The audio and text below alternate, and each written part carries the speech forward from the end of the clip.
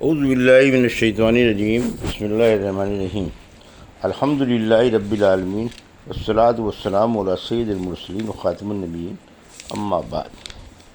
صحیح بخاری، باب کتاب التفسیر، حدیث نمبر 4737، اردو ترجمہ۔ اللہ تعالیٰ کا ارشاد: اور ہم نے حضرت موسیٰ علیہ السلام کے پاس وحی بھیجی کہ میرے بندوں کو راتوں رات یہاں سے نکال کر لے جا، پھر ان کے لیے سمندر میں لاٹھی مار کر خشک راستہ بنا لینا۔ تم کو نہ پکڑے جانے کا خوف ہوگا اور نہ تم کو اور کوئی ڈر ہوگا۔ پھر فرعون نے بھی اپنے لشکر سمیت ان کا پیچھا کیا۔ دریا جب ان پر آ ملنے کو تھا، آ ملا، اور فرعون نے تو اپنی قوم کو گمراہی کیا تھا اور سیدھی راہ پر نہ لایا تھا۔ علیم کے معنی دریا کے ہیں۔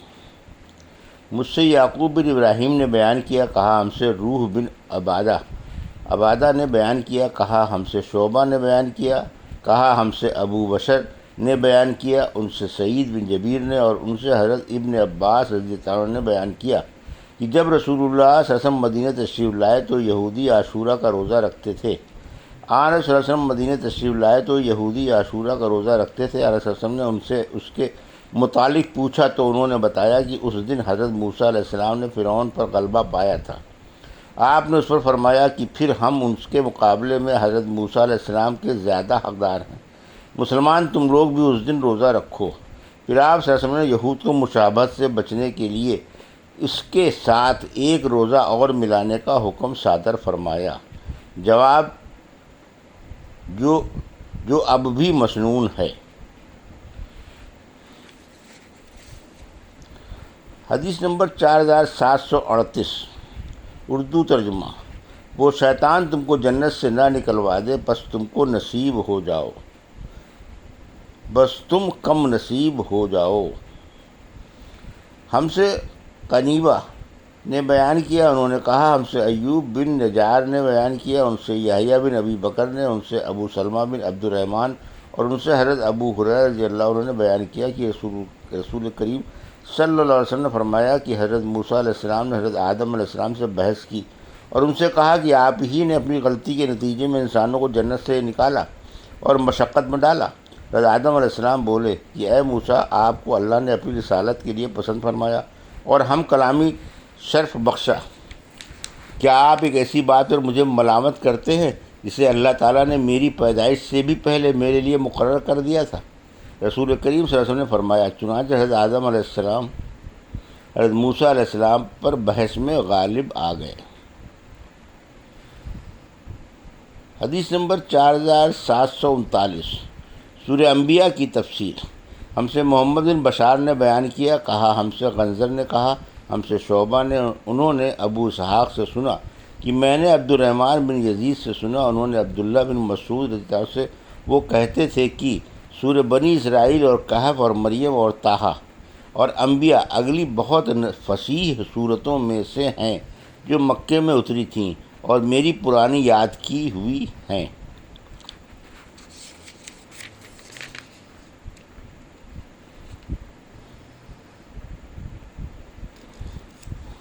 حدیث نمبر 4740، اردو ترجمہ۔ اللہ تعالیٰ کا ارشاد ہے، ہم نے انسان کو شروع میں جیسا پیدا کیا تھا اسی طرح اس کو ہم دوبارہ پھر لوٹائیں گے۔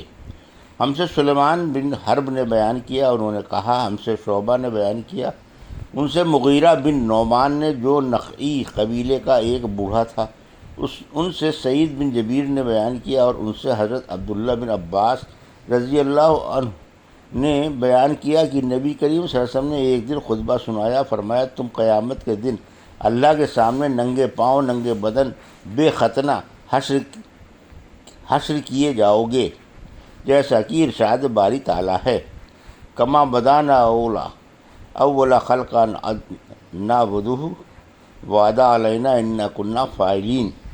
پھر سب سے پہلے قیامت کے دن حضرت ابراہیم علیہ السلام کو کپڑے پہنائے جائیں گے۔ سن لو، میری امت کے کچھ لوگ لائے جائیں گے، فرشتے ان کو پکڑ کر بائیں طرف والے دوزخیوں میں لے جائیں گے۔ میں عرض کروں گا، پروردگار یہ تو میرے ساتھ والے ہیں، ارشاد ہوگا تم نہیں جانتے انہوں نے تمہاری وفات کے بعد کیا کیا کرتوت کیے ہیں۔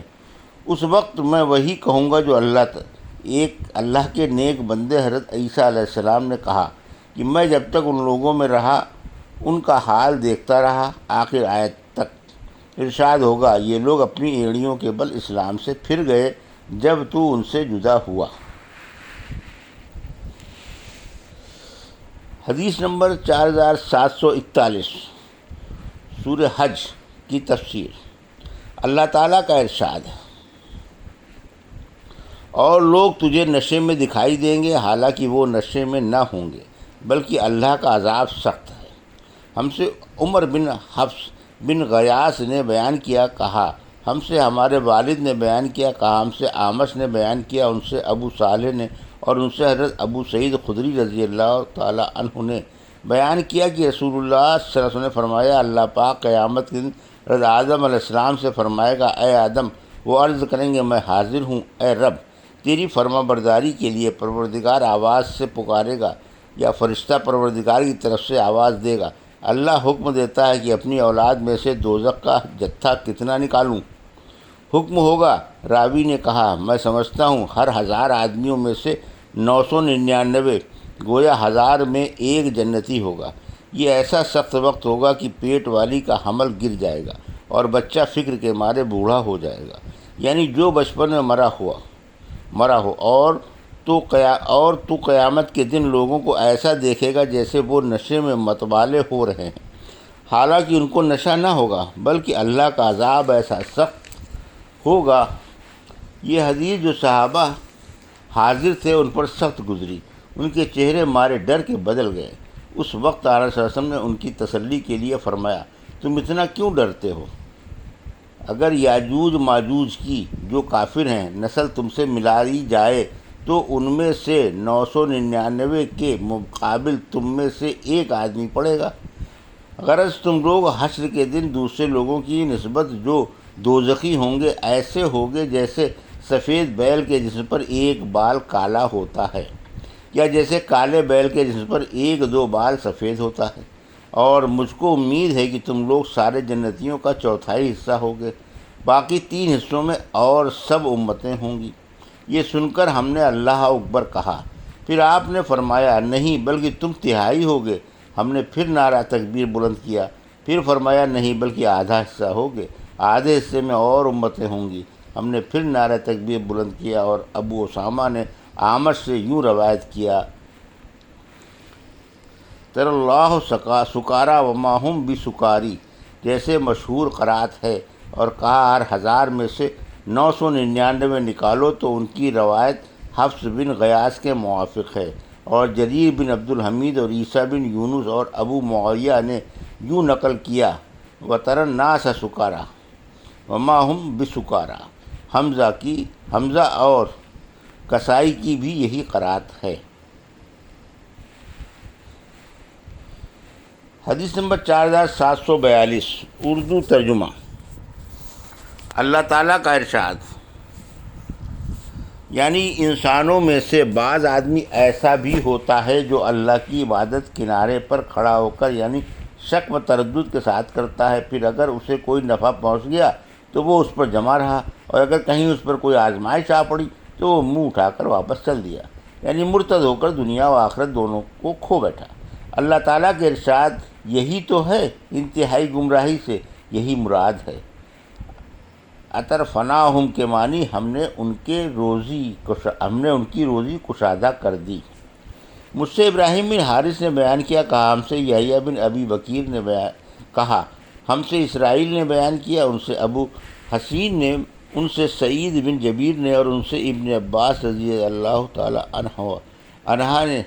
عنہما نے آیت اور انسانوں میں کوئی ایسا بھی ہوتا ہے جو اللہ کی عبادت کنارے پر کھڑا ہو کر کرتا ہے کے متعلق فرمایا کہ بعض لوگ مدینے آتے اور اپنے اسلام کا اظہار کرتے، اس کے بعد اگر اس کی بیوی کے یہاں لڑکا پیدا ہوتا اور گھوڑی بچہ دیتی تو وہ کہتے کہ یہ دین اسلام بڑا اچھا دین ہے، لیکن اگر ان کے یہاں لڑکا نہ پیدا ہوتا اور گھوڑی بھی کوئی بچہ نہ دیتی تو کہتے یہ تو برا دین ہے۔ اس پر مذکورہ بالا آیات نازل ہوئی۔ یہ تھی صحیح بخاری باب کتاب التفسیر کی حدیث نمبر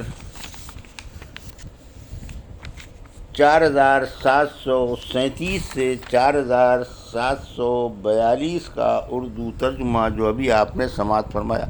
اللہ سے دعا ہے کہ اللہ میں حدیثوں کی صحیح سمجھ عطا فرما اور ان پر عمل کرنے کی توفیق عطا فرما، آمین یا رب العالمین۔